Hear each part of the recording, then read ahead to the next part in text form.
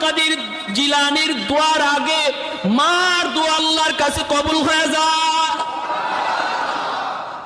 হাজার মঈনুদ্দিন চিশতির দোয়ার আগে বাবার দোয়া আল্লাহর কাছে কবুল হয়ে যায়। সুবহানাল্লাহ। এজন্য বলির যুবক, আল্লাহর নবী রহমতের নবী, তিনি তো মদিনার কবরের পাশ দিয়ে যাইতেছেন। একটা ঘটনা শুনেন নবীর যুগের। কেন বলছি এই কথাটা শুনেন।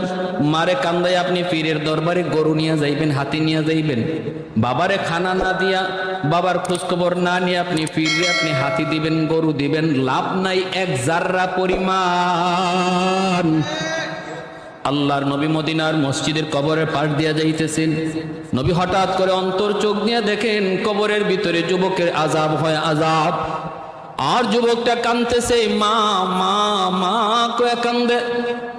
আল্লাহর নবী সাহাবীদেরকে বলে, সাহাবীরা, অন্তর চোখে আল্লাহ আমাকে দেখায় দিছে এই কবরের ভিতরে